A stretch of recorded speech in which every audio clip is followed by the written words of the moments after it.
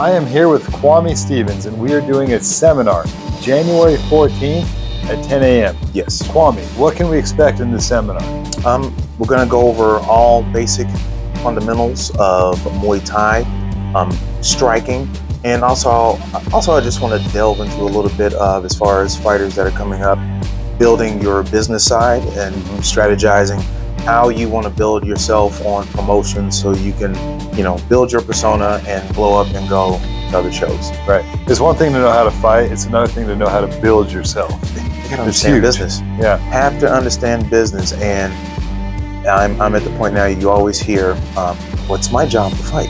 No, it's your job to also put butts in seats. Yeah. Yeah. And so I want to go with that with the fighters so they can understand, when it comes to fighting, this is not a career. This is a moment in time. Take advantage of it to springboard you to other things, because as we all know, fighting doesn't have a health plan. So you got to start looking towards that end game, or what you can build it on now. Awesome. Welcome to Fight City Gym Talk. You are here with Eric Wallin and KWAME Stevens. KWAME, thank you so much for coming in. I know we've talked about your upcoming seminar. Your next upcoming fight event, is that February 10th? That'll be February 10th with Steel Fist. Right, and they've had you organize. Is it going to be all Muay Thai that night? No, it'll also be MMA. Steel Fist has been gracious enough to allow me to come in on some of their shows and bring Muay Thai in. Right, and but you don't have any kickboxers fighting. There will be some kickboxing. Oh, okay. Because actually the first show that we did together was all kickboxing, and so we finally got things taken care of as far as with the commission, where we can now have Muay Thai on there. And actually December was the first show that we had where we actually had full rules Muay Thai, because I've been doing full rules Muay Thai on other shows, but it was fantastic to actually now have it with Steel Fist. So we can expect with Steel Fist February 10th some kickboxing, Muay Thai, and MMA. Yes, sir. Wow, that's so cool. And I think we've all kind of wanted and hoped this would come to Utah, where, I mean, kickboxing, Muay Thai has been there, but we're getting it all in one package in one show. Right, and like, I've never been a huge MMA follower, but I will have to give one championship their credit. Yeah. Their whole show was interesting. Yes. And I'm like, okay, you have the Muay Thai, you have the kickboxing, you have the MMA, and they also have a submission grappling on their shows. I'm like, okay, there's the blueprint to bring in everyone. So I like seeing what they're doing and want to try. I mean, they've given us the blueprint, so I might as well take it and learn from it and try to grow more here. And I don't know if you know KWAME here. He is kind of the who's who in kickboxing, Muay Thai in Utah, right? And he obviously, I honestly hate to say this, but I think you've been calling me for a long time. I think a handful of your first phone calls I just kind of ignored because I didn't have any. I didn't really have any Muay Thai or kickboxers, and that was when I was at my old gym, Factum. Right. And then at my new gym, I ended up getting Brandon. I started having guys that were interested in Muay Thai, and then I started passing their names on to KWAME. Oh, I was going to bug you until someone was going to walk into your gym, because this is where it started. Because when I first got here to Utah, how long ago was that? I think 18 years ago. Wow, okay. 18 years ago. And so when I got here, to be honest, I had no aspirations of training anyone. Yeah. I was still fighting full time. But as my career was winding down, I'm starting to get people that wanted me to train them. And like, what? Why you want me to train? And come to find out, I love training and teaching more than I did fighting. It's like fighting was just the necessary evil that I had. Right. Best way. Fighting was for me. It wasn't for anyone else. Yeah. So now, like, I really enjoy teaching. And so when I started building my team here, the main goal was, okay, I'm going to give you every opportunity that's been given to me. So I had people in Thailand. I had people in Canada. We were able to travel all over. And there was one thing that kept circling around that they were so surprised, because I'm originally from Chicago. But when they found out, like, okay, this team came in from Utah, everyone had this puzzled look. Yeah. Like, okay. Utah. And I'm like, So after many years of it, like it didn't bother me because I could take my team anywhere. Right.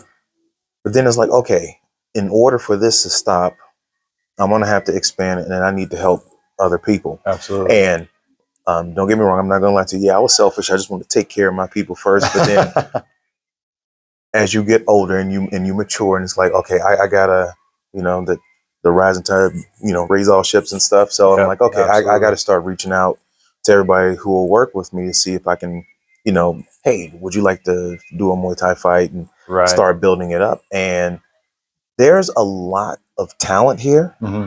It's just um, providing an opportunity. Right. And then, and it's like anything with fighting and any promoter, you start finding, okay, now I'm figuring out who wants to fight, who doesn't, and you just keep making that list because my goal now is to share the opportunities that I have. So I can call the promoter in this country or that state or whatever, like, hey, Right. I have this guy, not my fighter, but here's his coach, and talk to them. But this kid would be a good addition to your show, and Absolutely. that's where I'm at now. So I just want to keep building this because the talent is here. But like we were talking about earlier, Hmm. this is Utah's more of a, I would say, wrestling grappling Right. I can see base. that. Yeah. And I know up north there was more boxing, the formers. Yeah. But it didn't seem to mesh well. Like Yeah. there's those And people over here, those over here. So I want to try to and I feel get like over the there. MMA community in Utah has always been really strong. Right. Hmm. And maybe that's because grapplers are looking for somewhere to go, and they just gravitate towards MMA because it's hard to make that transition from grappling to boxing or grappling, kickboxing, Muay Thai. Grappling to MMA is not far fetched. Right. But MMA, and I'm originally a grappler that got into Muay Thai, kickboxing, stand up fighting, boxing, taekwondo, that kind of stuff Hmm. because of MMA. Right. If it wasn't for MMA, I would still be probably just a pure grappler, probably helping out with the high school wrestling team, maybe just focusing on jujitsu, stuff like that. Right. So, I mean, I do have to give credit where credit's due. MMA is what kind of reached out and grabbed me and brought me into this entire fight scene Right. as a whole. So, I wanted to ask you, what technique? I mean, you fought around the world, and you've been involved with. Now, did you do kickboxing and Muay Thai, or did you exclusively just do one of them? Muay Thai was my bread and butter, but I did full contact, hated it. Okay, Full contact is where it's just boxing and kicks, but all kicks have to be above the waist, okay, and you have to have a minimum of 8 kicks per round. And so, got it. like championship rounds, you could do 12 rounds. It just wasn't for me. Right, And then you had uh, K1 rules, which is where you could no elbows, but you could throw the knee. You couldn't clinch. knees to the face. Mhm. Okay, Yeah, but you couldn't clinch. And you had your boxing, and you can also do your leg kicks. right, And then, of course, there's your Muay Thai. You have your elbows, your punches, your knees, your kicks. I'm like, okay, that's me. right. But when I was coming up, you had to take what opportunities were there. And a lot of times it was full contact because in the States, Muay Thai was not really Yeah, known yet. moving. Yeah, And so everyone knew like the top guys were like what Rick Rufus during that time where he was just owning everyone. From Canada was Jean-Yves Theriot. Um, let's see, and there were some big ones out of Chicago. so there was a lot of times where you were just taking advantage of opportunity. It wasn't exactly what you wanted. Yeah, But you just taking advantage of taking advantage of opportunities. the opportunity just to learn. Right. Because I think I give him his credit because when I was coming up, you know, really didn't have any money to train, and I was Mhm. going over to um, Kevin McClinton's gym, rest in peace. And I just hung around the gym, and I Right. wanted to train, but I didn't have any money, so I was like 14, 15. So he let me Yeah. sweep, and then I can get in there, and I'll never forget it. And you guys can look this up. Marek Piotrowski from Poland was training at that gym. Only thing I knew is like this guy looks like a scary superhero because on that north side of Chicago is a large Polish community, and he looked like what Dolph Lundgren looked like in Rocky. Yeah. And I just remember meeting him like, "Where is your neck?" Because he's just Uh-huh. like this. Absolutely. But it was just the coolest experience to like see that guy. And like in Poland, it's you know Piotrowski was like Jordan over Yeah. there. So to see someone like that here training, and that was the first time I've ever seen someone from another country. So it was just a real good experience to see someone like that who was a multi-time world champion and get to see him train. Yeah. Like, ooh, I think I want to do that. So you've trained with the best in the world. You've fought around the world. You've kind of done it all in multiple stand-up striking sports. What would you tell Utah fighters? What techniques are they maybe lacking? Like a young Utah fighter, and I know a lot of the guys, because a lot of the guys that I've provided to put in your shows have been guys that have been working towards MMA, and then I'm like, you want a Muay Thai fight? You know what I mean? And Right. so they have maybe some grappling background, some MMA background, but now they're just making that crossover to Muay Thai. So I see a lot of MMA tendencies in the fight, Right. and it's not always bad, but like, what Muay Thai techniques would you like to see young Utah fighters focus on more Okay. that are maybe being left out? Well, here's the first thing to attack them here mentally, because I meet a lot of these young guys and they want to go, okay, I want to go and fight in the UFC. I want to be a pro MMA fighter. Yeah. I said, okay, great goal.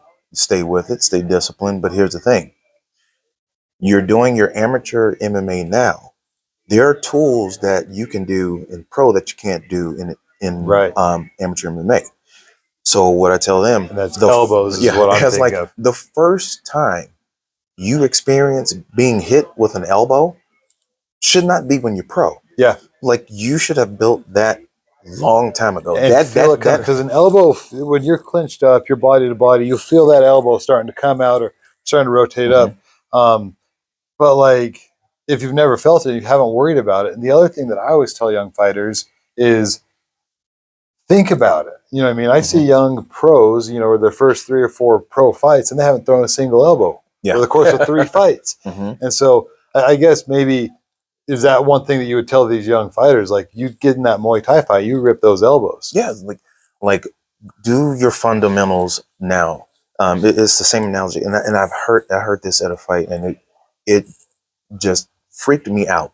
The guy was losing the fight, and the coach told him, "Don't throw any more kicks." To me, that's the same as like, okay, I'm not a good shot, so I'm going to throw the bullet. Yeah, that makes no sense. That makes no sense. Right. I'm like, okay, if you're scared of getting taken down, learn how to kick correctly. Right. Because if you learn how to kick correctly, you can sprawl a hell of a lot easier. Yeah.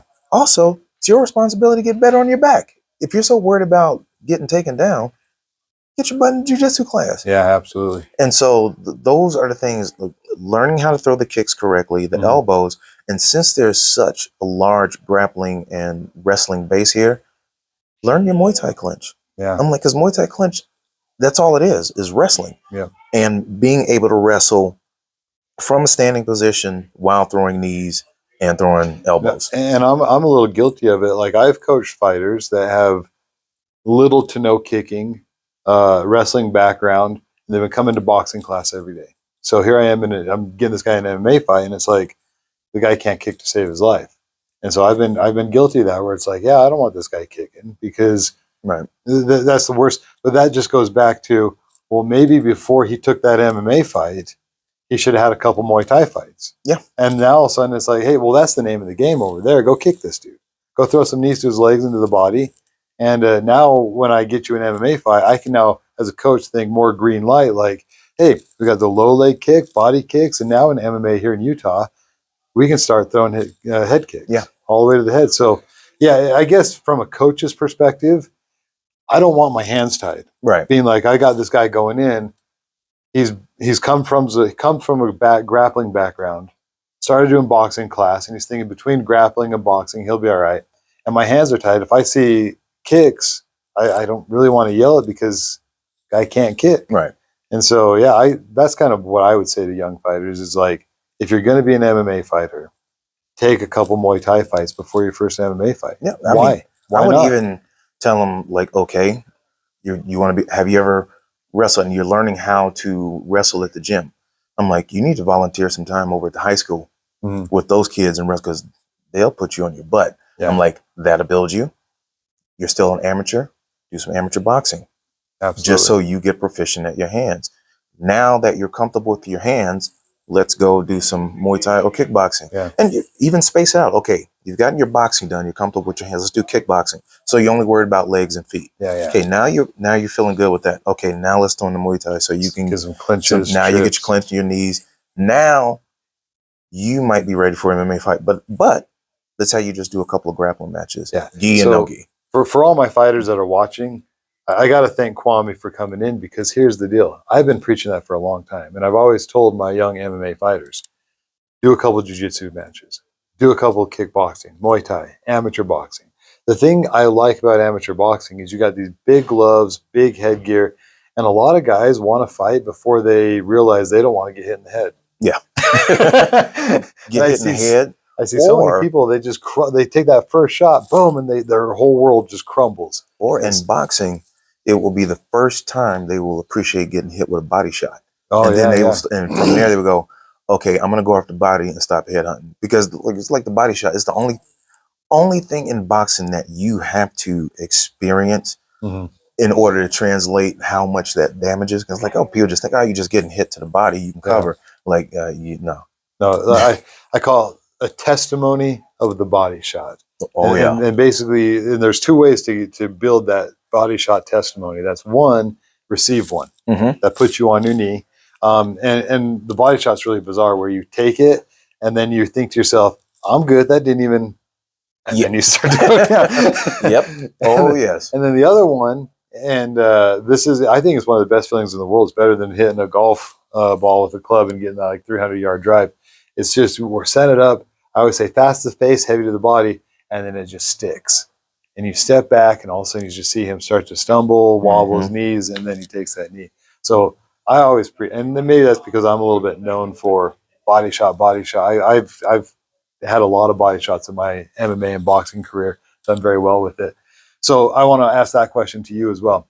KWAME, what is a technique that you did that you would maybe pride as your style? Like back in your prime, when people were talking about KWAME, they would say KWAME was known for clinch, knees, clench and knees, clench and knees. Now, did you personally? I like to target the legs. Where did you target when you were clenching and kneeing? I could clench someone around the waist and still knee him in the head.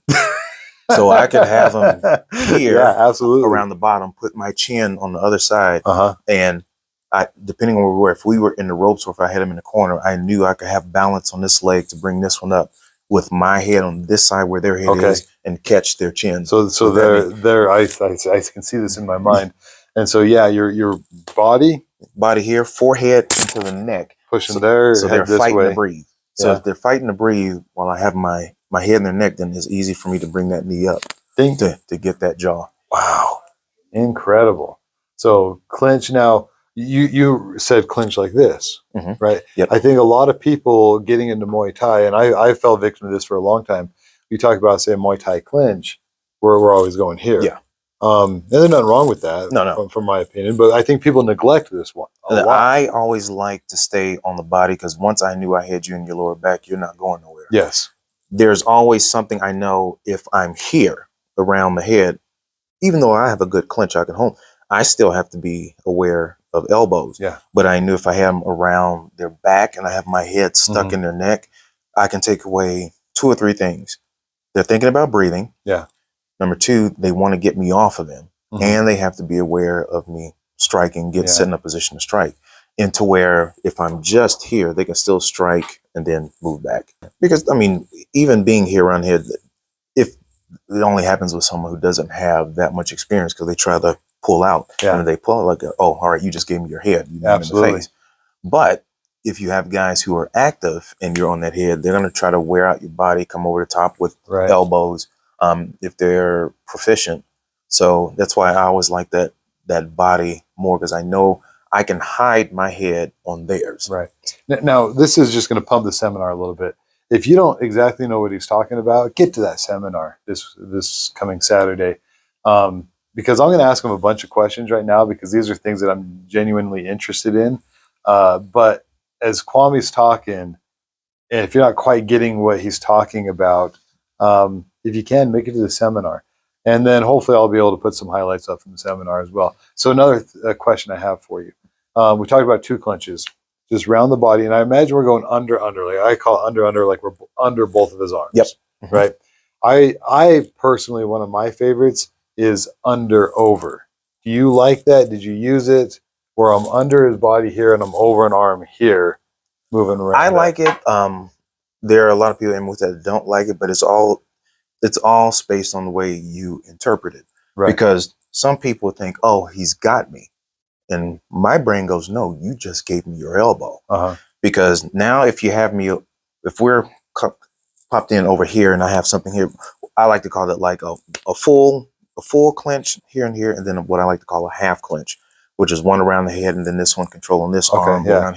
But if we're here like mainly in that wrestling base, then I know, okay, if they're here around my arm, I can take that and twist that elbow up. But also same thing, when we're clinching, I don't yank someone to pull them off guard. I use the elbow. So if I know the closest and the quickest I can pull my elbow to my body, I can get their body to turn with me. So I embrace that. Like if they grab it, like, all right, thank you. Because now I know, now you're close enough to where I got you now. So now I can pull and twist. That makes so sense. It's just not, people get so used to this. Right. And then I'm like, no, you're like, you got to be able to flow. You have to go here, here, here. Then also, because that's more of a wrestling move. And that's one of the things that helped me a lot. With these little high school kids wrestling when I was still training Muay Thai, like, I don't know what that is, but I'm learning it and I'm taking it with me. Right. And come to find out, you did meet people who were doing, well, back then it was NHB. And they get like, what the, and like, oh, okay. Yeah. Now you just told me your knowledge. I'm like, okay, now I got to watch out for that. That's funny. Yeah. Okay. And then naturally with the clinch, in my brain, I start thinking like, you're probably very fluent with trips. Yes. What trip were you always looking for? And out of what clinch? Let's see. Now here's the funny thing. I loved pro wrestling. And I love pro wrestling. And my favorite wrestler all the time was actually a legit wrestler, Rick Steiner from Michigan. And he used to do a body-to-body suplex. And I freaking loved it because he would just slam people. And I mean, nowadays you can't do it, but back when I was fighting, you can get around that belly and just put hip to hip and just pick up and turn and slam them. And that was, I loved. That's funny. Love that. I don't know if you guys know that I wrote a book, but in my book, I put, I talked about the day when I found out pro wrestling was fake. You know, when I was a little kid, and I was just heartbroken and shattered. Here I am searching for the best martial art. I see these two guys, long hair, awesome looking uniforms, face painted, off the ropes, boom. And I was heartbroken when I found out it killed me. Guys. It killed me when it wasn't for reals. Okay, so we're talking, you're getting around them, you're lifting up. Yeah, that belly, the belly to belly, just staying close, because I know I could manipulate the leverage, because the majority of people that I would fight were really good with their hands, really good with their legs, not necessarily in the clinch. Got it. So I know if I'm able to clinch them, the first thing going through their mind is getting away from me. If you're getting away from me, I know you're going to give me leverage when you're pulling back. So as soon as you're pulling back, I'm going to go with you and turn. And then I know I got that belly to belly where I can just flip you right over my head. Got it. Now, is that the way you were doing it? Is that necessarily legal nowadays? Now, it's like the NFL. Not the NFL, basketball. Like when Jordan was playing, you went to war. Yeah. Now if they just, they're trying to tone down the body to body throwing and twisting and stuff like that. Yeah. And so it's like, that sucks. It's like, and even when we used to plow, used to catch the leg and plow them to the other side of the ring. Right. And now we have two steps. You have 2 steps, and it's like, but it's like that stuff I think is needed. Yeah. It's needed. Like, well, and the argument is, well, you can get hurt. You're fighting. What are you talking? You're fighting. Yeah. In MMA, it's no 12-6 elbows. So no elbows straight up and no elbows straight down, because you can hurt somebody. Yeah. We're fighting. And you know where that came from, right? No. The reason they outlawed that, because they would see people in karate breaking the 20 boards. Bricks. Yeah. I'm like, oh God, come on. Like, that makes zero sense. Yeah. Whatsoever. I remember I was in a fight one time, and here it is an MMA fight. Here I am just raining down these elbows. And the ref goes, watch the 12-6. And I knew exactly what he was talking about. So what do? I don't go 12-6. I just off to the side, boom, boom, and I'm just a little angle, and he's like, you know, gave me a little thumbs up, like, you're good, Eric, keep going. Like So, I love 12-6, loved it. Just boom, boom, and then you could just easily turn that over. I think I have some footage of that fight. I have to send that to you. yeah. But yeah, 12-6, just 1, 2, 3, and then just catch them and just keep playing. But yeah, That's fun. it's ridiculous. You can't do that. Like, you're fighting. Like, come on, you're fighting. Keep these guys safe. They're fighting. And they even, and I remember there was a conversation about, well, you know, you can hurt your bones and stuff like, well, we don't want people getting cut up. And I'm like, what are you talking about? Like I got cuts all over my face, and like my nose was detached in the fight. Yeah. And not to mention, like, leg to leg kicks. In a couple of your shows, I've seen it. These leg to leg kicks. These guys are getting their legs stitched up. Yeah, you know, because guys are kicking leg to leg, no shin guards, and it ends up being shin to shin, clink, and it just pinches right through it. So there's so many dangerous parts of this sport, right. and to the young fighters, it's like, man, if you're not ready. Here's the thing: I was looking at my fights. Half the time I fight, I end up in a doctor's office. As I was looking at all my record, and I'm like, okay, that one I went to the doctor for that. That one I went to the doctor for that. But that doesn't mean I lost half my fights. I've won more than half my fights. So what happened is, like, even while I was winning, I was still taking injuries that were putting me in the doctor's office. Oh yeah. And so it's like, yeah, this is for a young fighter. This is no joke. It's dangerous out there. You have your battle wounds. I mean, like I was saying before, like this was sliced off from an elbow in the fight, so they had to sew this back to it. You could see all in my nasal cavity. Both these eyes, stitches, and then I had a detached retina in this one. And they were like, well, you can end up going blind. I'm like, man, I got two. Like, I can still see, I can do this. And so it's all good. Yeah. But it's like, we don't get in this to be models. Right. But how long has it been since your last fight? Do you remember? God, I'm going to feel old. I'm going to say at least 10 years. Right. 10, 12 years. So you were living here in Utah. It wasn't in Utah, was it? Or did you go fight somewhere else? I would say my last big one was here. A guy from Yugoslavia. Okay. They flew in, and that was out in Layton. It was a big boxing show, and I was the only Muay Thai fight on there. And that was a good one. That was a good one because I guess that was the first time people seen full rules Muay Thai. Right. And just lit up with elbows. It was good. That's so cool. It was good because it was a hard fight, and the fight right before that, I had been TKO'd in the second. And so it was the choice, like, okay, this is going to be your first fight in Utah. We can bring someone in easy. I'm like, I have people that I'm training. If they see me get in there with a tomato can, that makes me look like crap. And I'm always telling them, okay, now we're going to find out who you are when you lose.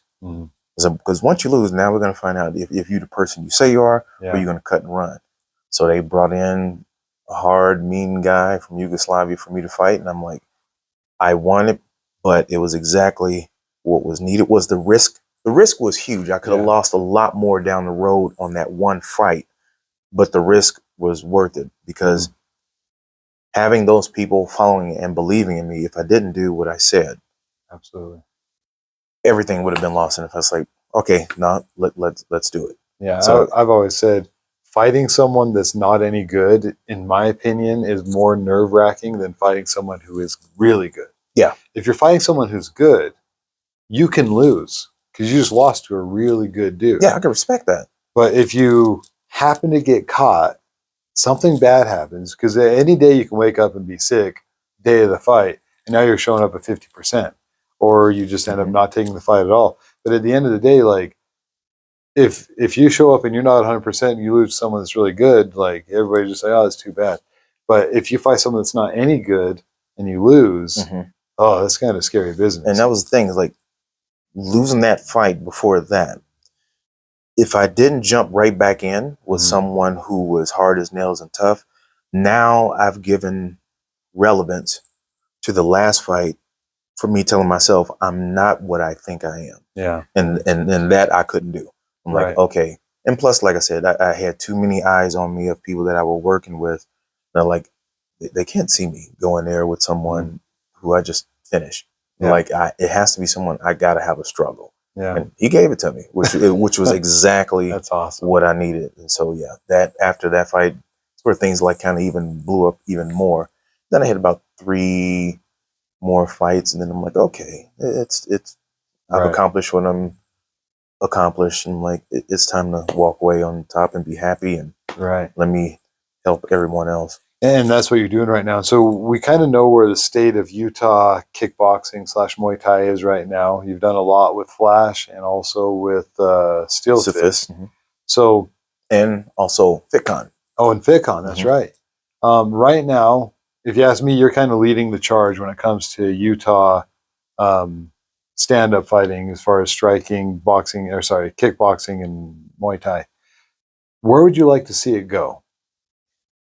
Honestly, I would like to see people from here on these big promotions. Like, I have contacts to these people. Right. Now, of course, my goal was always to get my people on there, and I was been able to accomplish that. But I've seen some talent come out of other gyms, your gym. Like, I like to push them out there and just to say, like, I saw him when he started. Yeah, so have like a big pool of guys that you can pull from and be like, you know, this promotion needs a really good guy. Your weight class, you've been doing great. Let's get you exposure to big, and have people that you can choose from. Yeah, I want to spread it out, because there is talent here, but it's also here's one thing that I love about the sport.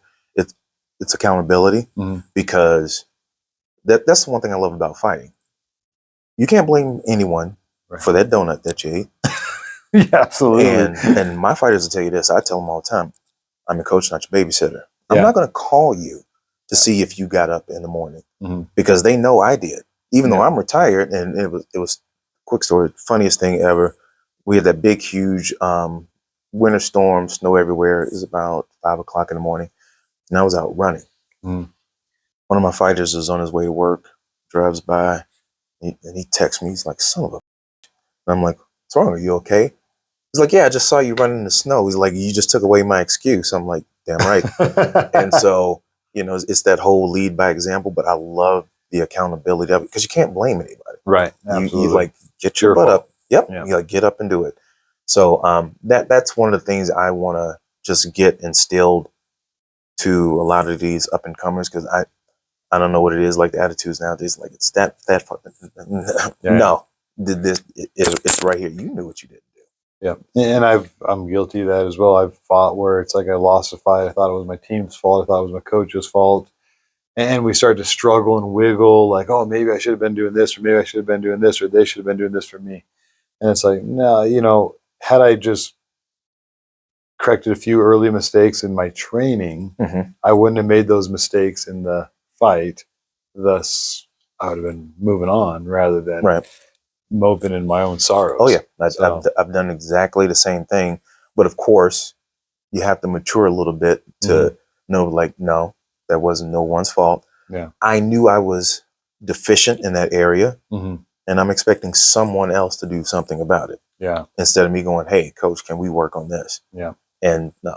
So I love it, and I want to get that transferred over to these young guys. So when they get hit hard or lose a fight, it's like, okay, get it back together. Yeah, absolutely. Like, let's go.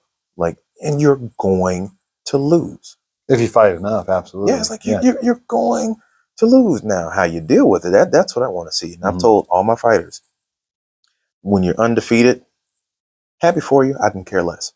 Yeah. But when you have been put on your butt, you're hurt, you've been stopped, that's when I sit back and I go, all right, let's see what happens here. Because I'm going to find out if you're going to go. And I've seen it both ways.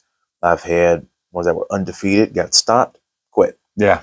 And then I had ones that got stopped and were pissed and were back. And I made them take a week off. I'm like, go eat crap, and then we'll resume. But they were just pissed. They want to get back in it. And here's the funny thing. The ones that were angry as hell and wanted to be back in the gym the next day, all girls. I will. All the women. I think girls take it more personally than guys. Oh, yeah. Girls, it's like it's surprising that it's such a strike to their ego when they lose, Yeah. or and they bring it when they fight. Yeah, it's like they have something to vicious. prove. Yeah. And guys, I feel like they already think they're alpha. They just got to show up and show everybody else that, hey, I'm already alpha, and so watch, I'm going to be alpha again. And girls, I think they're maybe thinking like, I don't know if I'm alpha or not, but I'm going to prove it right now. Right. And they go after it. I said I had a team of 15 fighters. Only one was male. Mm-hmm. And my one male fighter, he could tell you, the girls were vicious. Mm-hmm.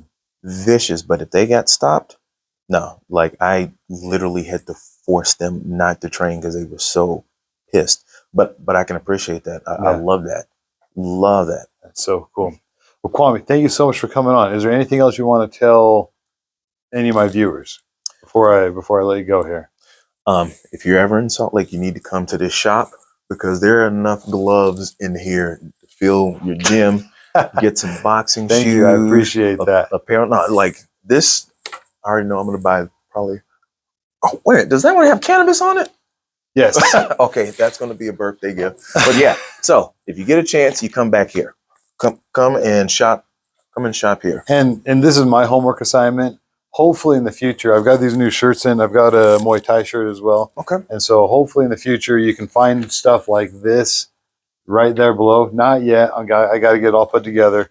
I'm not a very techie guy, and to get this all put together is a lot of work for a guy like me. But hopefully you can see all this stuff that's in the shop, and you'll be able to just click and link and see everything on my website as well. And so also, I'm getting that put together. I'm going to send you my link. I think I might have sent you my link. If you want to, I'm like an artist also, so I make stuff for shirts and everything. So I have a link to my store if you want to take a look. I can put that link in the description in this video. I appreciate it. Absolutely, we can do that. All right, excellent. Thank you.